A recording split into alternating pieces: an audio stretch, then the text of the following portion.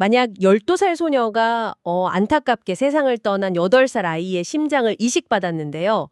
얼마 후에 생방송 도중 한 번도 본 적 없는 기증자의 어머니를 방청석에서 딱 알아보고는 그 품에 막 달려가서 엄마라고 부른다면 여러분은 믿으시겠습니까? 와, 진짜 영화 시나리오처럼 들리시겠지만 이게 의학계에 실제로 보고된 놀라운 사례거든요. 네, 맞아요. 기억과 감정은 오직 뇌에만 존재한다고 믿어왔던 우리의 상식에 아주 거대한 물음표를 던지는 사건이죠. 여러분, 오늘의 심층 탐구에 오신 것을 환영합니다. 반갑습니다. 오늘 분석할 자료가 정말 흥미로운데요. 네, 오늘 우리는 단순한 의학적 지식을 넘어서 우리의 감정과 상처 같은 눈에 보이지 않는 마음이 어떻게 물리적인 면역력, 그리고 세포 단위의 질병으로 직결되는지 그 깊은 연결고리를 파헤쳐 볼 겁니다. 오늘 저희가 분석할 텍스트는 가정의학과 전문의이자 신학적 배경을 가진 이상엽 의사의 강연 자료 마음의 건강, 마음의 카르디아입니다. 그러니까 이 자료가 제시하는 관점이 현대의학의 약간 그 기계론적인 접근하고 인간 내면에 대한 깊은 통찰을 아주 절묘하게 교차시키고 있더라고요. 네네, 맞아요. 장기가 단순히 피를 막 뿜어내는 펌프가 아니라 인간의 본질적인 기억과 파동을 담고 있다는 접근이죠. 이게 우리가 질병과 치유를 바라보는 프레임을 완전히 재구성하게 만듭니다. 본격적인 생물학적 메커니즘으로 들어가기 전에요. 자료가 던지는 아주 근원적인 모순부터 좀 짚어보고 싶습니다. 아니, 의학기술은 역사상 그 어느 때보다 발달했고 우리는 온갖 영양제 챙겨 먹고 건강정보 속에 살고 있는데 왜 현대인들은 여전히, 아니 어쩌면 과거보다 훨씬 더 많이 아픈 걸까요? 그 모순이 바로 이 강연의 진짜 중요한 출발점입니다. 자료에 따르면요, 가정의학과는 인간이 살아가며 겪는 약 3,000가지의 흔한 질환을 최전선에서 다루는 곳이거든요. 3,000가지나 되나요? 어휴, 엄청나네요. 엄청 많죠. 그런데 이 수많은 환자의 데이터를 쫙 분석해보면 치명적인 질환의 징후는 이미 30대 후반에서 40대 초반에 고혈압, 비만, 만성피로 등의 형태로 시작된다고 해요. 아, 벌써 30대부터요? 네. 근데 흥미로운 건 현대인들의 심리적 착각입니다. 스스로 나는 아직 젊다고 믿으면서 몸이 보내는 경고 사인을 계속 무시하는 거죠. 그러다가 병을 아주 치명적인 상태로 키워버립니다. 아, 그 건강검진 시스템의 맹점을 지적한 부분도 되게 도발적이더라고요. 맞아요. 그 70세 전립선암 환자 사례 말씀이시죠? 네네. 70세의 진행이 매우 느린 전립선암을 조기 발견해서 평생 불안 속에 막 수술하고 치료받는 사람하고 그 병의 존재를 전혀 모른 채 그냥 일상을 즐겁게 살아가는 사람 중에 과연 누가 더 건강하고 오래 살 것인가 하는 그 딜레마 말이죠. 진짜 생각해볼 문제죠. 강연자는 의학의 발전이 오히려 수명의 역설을 가져왔다고 날카롭게 지적합니다.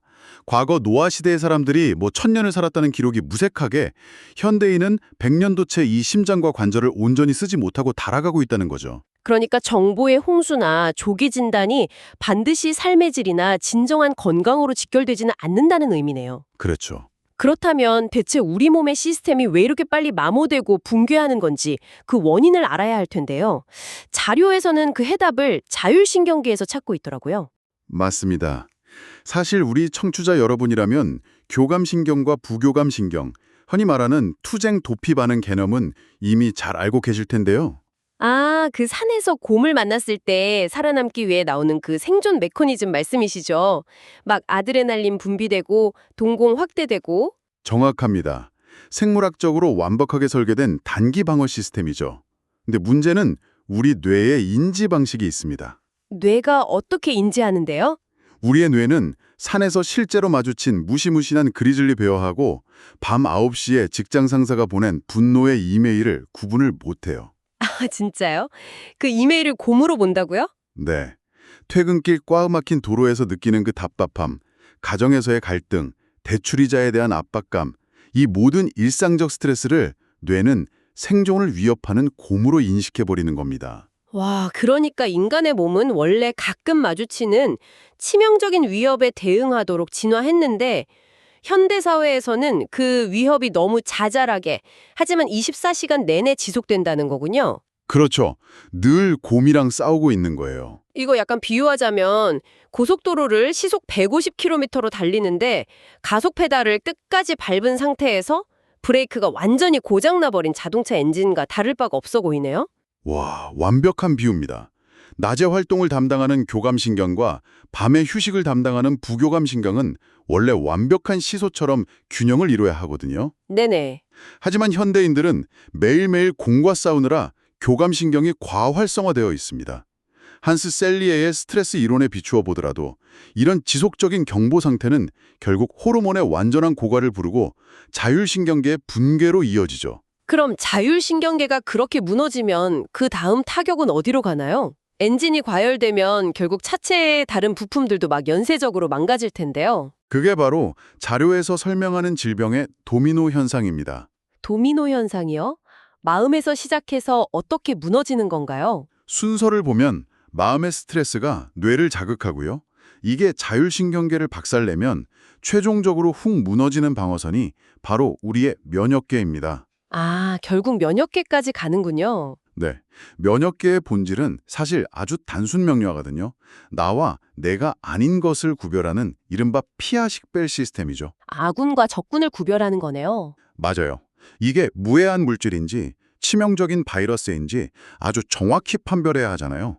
군대로 치면 국경수비대나 특공대 같은 거죠. 그 피하 식별 능력이 정상일 때는 흑투성이로 노는 아이들처럼 국경수비대가 적절히 훈련을 받으면서 튼튼해지는데 부모의 과도한 통제나 강박적인 환경에 놓이면 면역계가 너무 예민해져서 아토피 같은 과민 반응을 일으킬 수 있다. 이 설명이 자료에서 되게 흥미로웠거든요. 네, 아주 중요한 포인트죠. 근데 만성 스트레스로 자율신경계가 완전히 붕괴한 어른들의 경우는 상황이 훨씬 더 심각해지지 않나요? 훨씬 치명적이죠. 방금 군대 비유하셨잖아요. 지휘계통이 완전히 망가진 군대를 떠올려 보십시오. 피하 식별에 완전히 실패하게 됩니다. 아, 끔찍하네요. 어떻게 되는데요? 먼저 먼지나 꽃가루 같은 무해한 외부 물질을 간첩으로 오인해서 막 과잉 공격을 퍼붓습니다. 그게 바로 비염이나 천식 같은 알레르기 질환이에요. 아, 알레르기가 그런 거군요. 네. 하지만 가장 비극적인 오작동은 따로 있습니다. 선량한 내부 세포, 즉 내 몸의 아주 정상적인 조직을 적으로 오인해서 스스로를 공격하기 시작할 때 발생하죠. 잠깐만요. 그게 혹시 류머티즘 관절염 같은 자가 면역 질환이 발생하는 생물학적 원리인가요? 정확합니다. 와, 그러니까 외부의 적이 침입한 게 아니라 내 몸 안에 방어군이 미쳐가지고 아군 진영에 미사일을 막 쏟아붓는 일종의 내전 상태가 벌어지는 거네요. 네, 진짜 끔찍한 내전 상태죠. 그리고 이 지휘계통의 붕괴는 암의 발생과도 직결됩니다. 암도요? 네. 건강한 사람의 몸에서도요, 매일 수백에서 수천 개의 암세포가 생겨나거든요. 매일 그렇게 생긴다고요? 몰랐어요. 네, 매일 생겨요.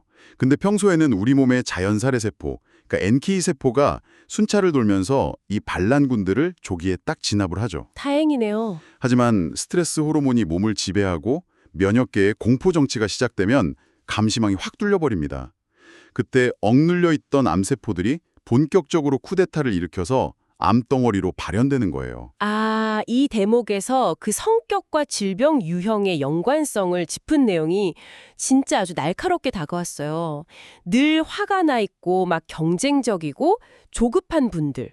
흔히 말하는 타입 A 성격의 사람들은 교감신경을 과열시켜서 심장병이나 고혈압 위험이 높다고 하잖아요. 네, 그렇죠. 반면에 다른 사람과 갈등 일으키기 싫어서 겉으로는 평온해 보이는데 속으로는 상처와 두려움을 꼭꼭 사귀는 타입 C 성격.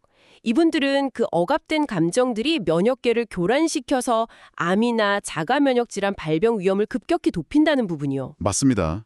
한국의 사례를 보면 이 이론이 더욱 설득력을 얻거든요. 한국 발병률이 좀 특이하죠. 네. 대한민국의 갑상선암 발병률이 매년 23.7%씩 증가하면서 세계 1위를 기록하고 있어요. 와, 세계 1위요? 네. 물론 초음파 진단 기술이 과도하게 발달한 탁도 있겠지만요. 자료는 그 이면에 숨겨진 한국 특유의 문화적 심리 상태에 되게 주목합니다. 문화적 심리 성쾌라면 화병 같은 건가요? 비슷하죠? 시어머니와의 오랜 갈등이라던가 가부장적 문화에서 말하지 못하고 억눌린 여성들의 그 마음의 짐이 갑상선이라는 신체 기관에 물리적인 상처로 새겨졌을 가능성을 시사하는 겁니다. 아, 그렇게 연결될 수가 있군요. 네. 진료실의 통계를 보면 실제로 폐암은 충격적인 상실이나 이혼, 간암은 가족 간의 배신이나 깊은 단절과 연결되는 경우가 되게 많다고 해요. 자, 청취자 여러분. 잠깐만요. 여기서 짚고 넘어가야 할 아주 중요한 점이 있습니다.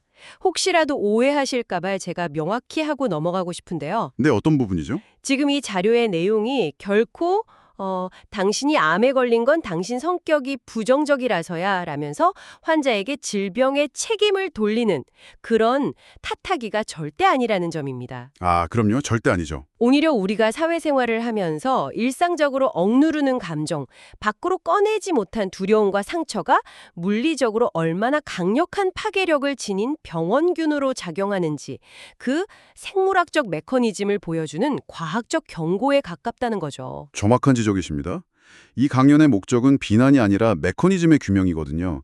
질병의 도미노가 무너지는 과정을 역추적하다 보면 결국 뇌와 자율신경계를 통제하는 그 최종 사령부는 우리의 눈에 보이지 않는 마음이라는 결론에 도달하게 되니까요. 네, 질병과 면역을 통제하는 최종 보스가 마음이라는 사실은 이제 아주 명확해졌습니다.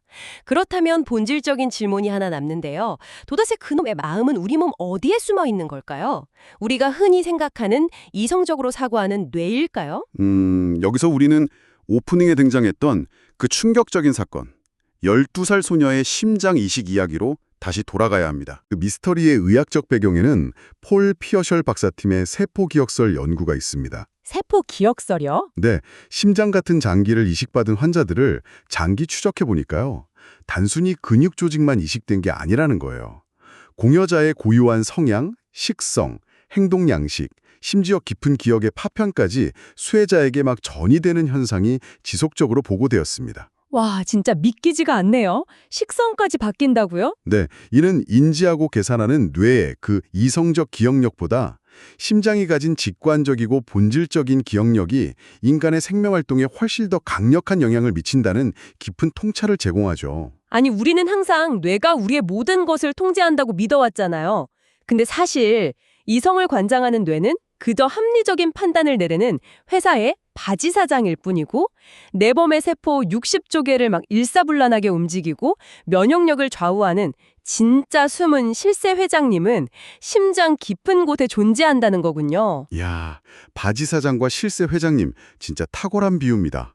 자료에서는 이 숨겨진 마음의 자리를 고대 언어학과 신학적 관점을 빌려서 아주 깊이 있게 해부하고 있거든요. 네, 어떻게 해부하고 있나요? 의학적 사실을 인류의 오랜 지혜와 교차시킨 점이 이 자료의 진짜 백미인데요. 구약 성경의 히브리어에는 레브라는 단어가 등장합니다. 이는 영과 혼, 육을 총괄하는 생명의 조종실이자 심장을 뜻하죠. 레부요? 네. 그리고 신약 성경의 헬라어는 인간의 내면을 세 가지 차원으로 더 정교하게 나눕니다. 첫째는 우리가 머리로 인지하는 표면적인 의식과 지식인 누스입니다. 누스. 네. 그 다음은요? 둘째는 그 아래에 자리 잡은 깊은 무의식의 세계 크로네마죠. 의식 아래 무의식.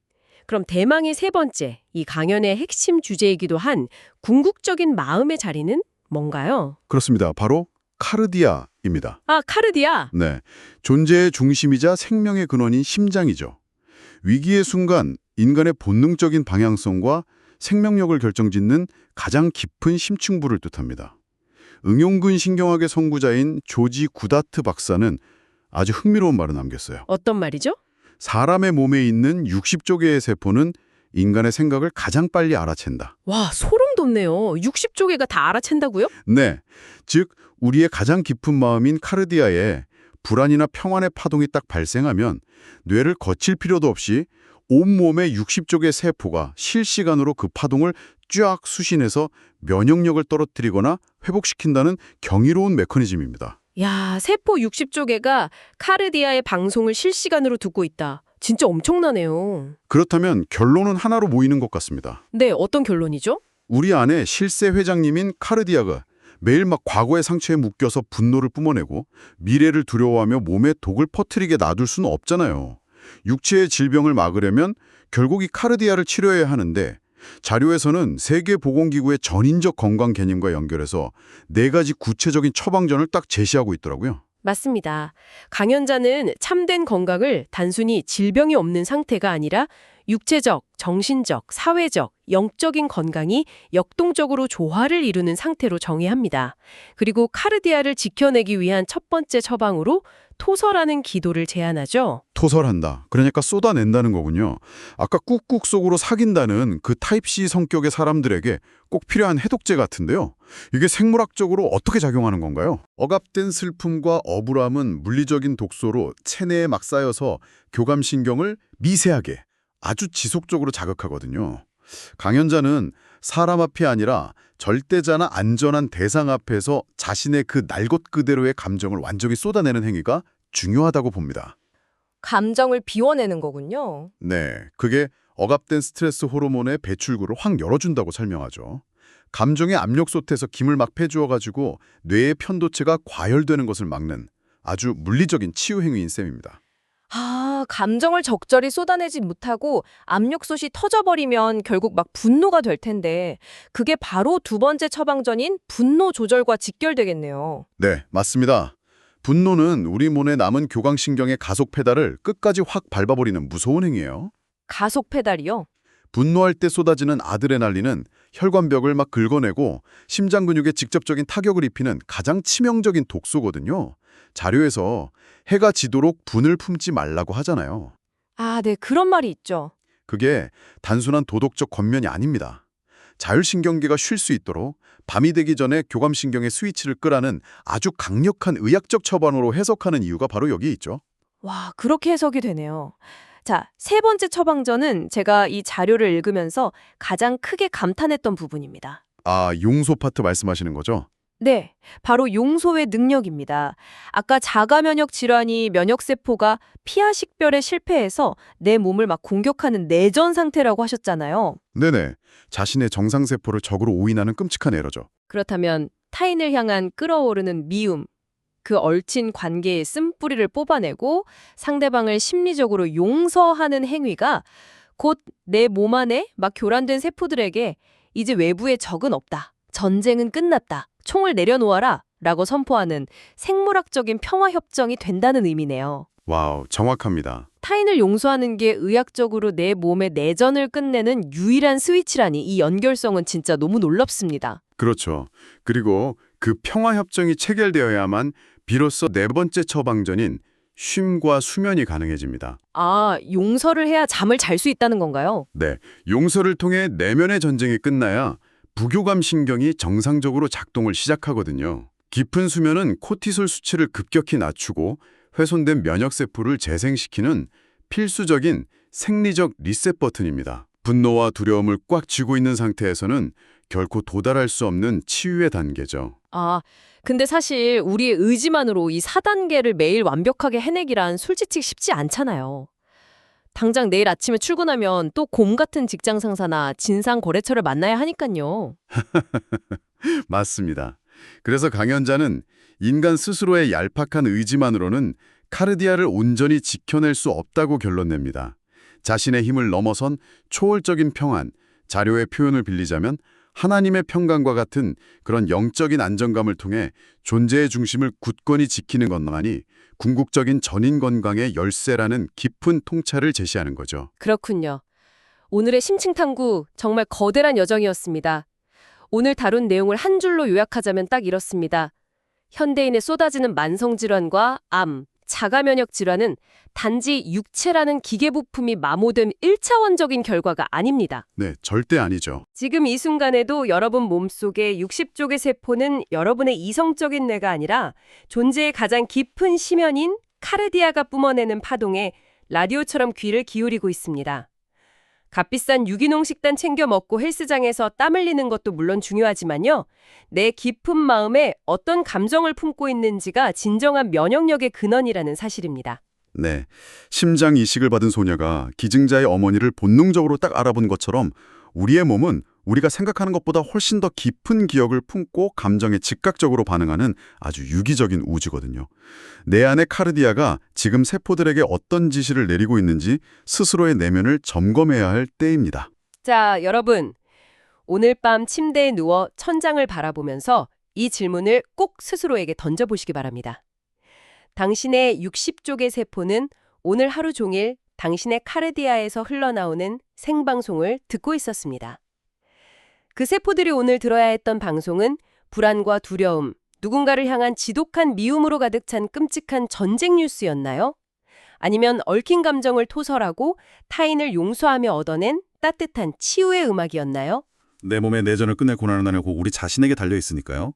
내일 아침 눈을 떴을 때 당신의 60쪽의 세포들에게 어떤 방송을 첫 곡으로 들려주시겠습니까? 여러분의 깊은 카르디아에 온전한 평안이 깃들기를 바라면서 오늘의 분석은 여기서 마치겠습니다. 지금까지 더 딥다이브였습니다. 함께해 주신 여러분 감사합니다.